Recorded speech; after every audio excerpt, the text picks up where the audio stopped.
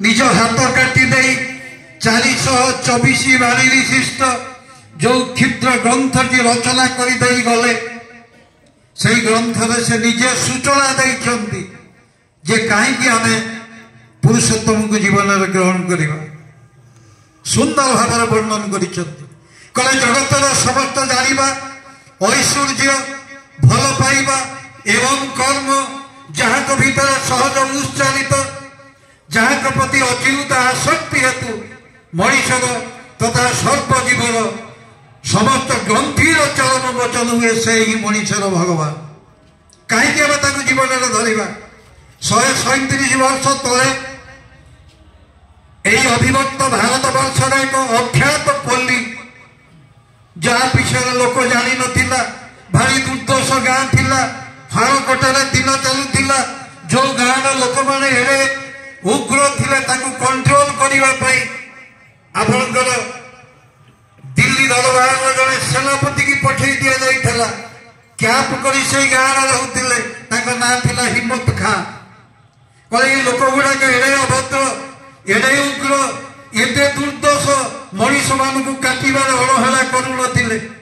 झील बो मानकर सतीत्व लुंठन कर अवहेला करुले यहीपरि एक पंकील ग्राम विश्व नियंता अधरा ईश्वर जीए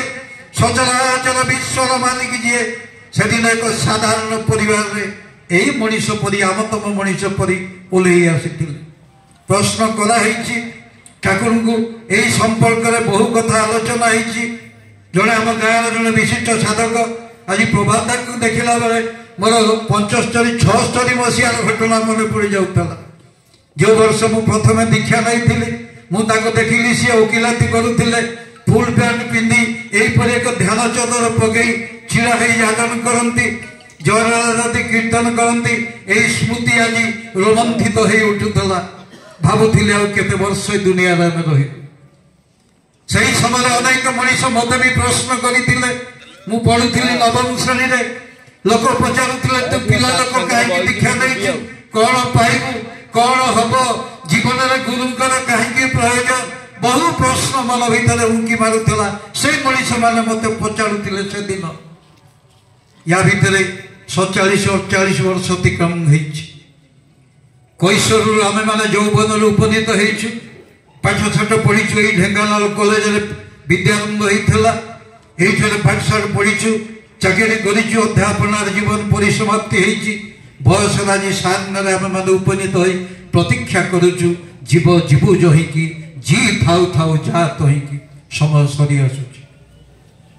यही विगत अतीत को जिते मनीष मन पकाए मन भीतर भावना आसे जीवन में गुरु ग्रहण प्रयोजनता संपर्क ये तो शास्त्र बहु कथा कही मुझे शास्त्र कथा कहबी ना यही सन्थ नानकर गोटे उक्ति प्रश्न कर जड़े कल मो सामने 2 जन ढड़ा होती जड़े होती मोर गुरुदेव आउ जड़े होती भगवान श्री हरि विष्णु मु क्या आगे मुंडिया मारि मो गुरु को प्रणाम करी ना नहीं भगवान श्री हरि विष्णु को प्रणाम करी गुरु गोविंद दो खड़े काकिया लागू पाए मो सामने 2 जन छिड़ा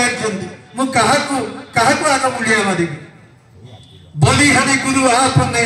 गोविंद पद देखाए कहते यही सन्थंकर परिभाषा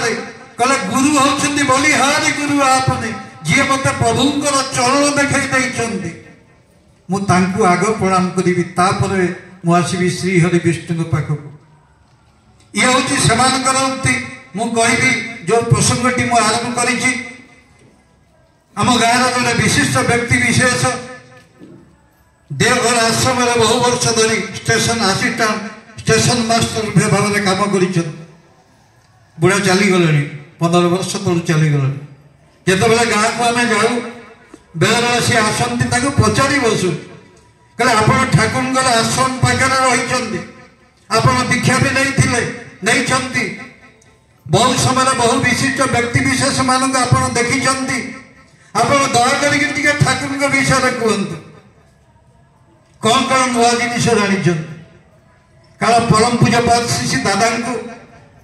भाई यार उठिबार अच्छे एबेठू उठी जा मझे मझे उठबेनि भारी अटेंशन मोर डाइवर्ट हुए मास्टरिया लोक पाठ पढ़े पढ़ी 37 वर्ष आछु किए मो पिला उठीगल मोर भारी कष्ट हुए केते कष्ट करी आपण माने भाई माने आछंती घंटे 1.5 घंटा टिके बसिबा मो प्रभुंकर कथा सुनिबा एई जे कहूतिली सतरे छंद हरि अनंत हरि कथा अनंत गावई सुनई सई संत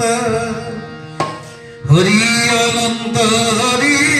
कथा अनंत गावई सुनई सई संत स्वयंभुव मनु एवं देवी सतरूपा तांकर वंशर सप्तम पीढ़ी रे जड़े दुर्दश भयंकर मनीष बड़ा एक मनीषर जन्म होता सी आउ कहीं नथिला जने विशिष्ट ऋषिंकर पिला तांकर आउची महर्षि च्यवन जहाँ ना एवं भी च्यवन प्रयास चलुची आयुर्वेदर जने विशिष्ट प्रवक्ता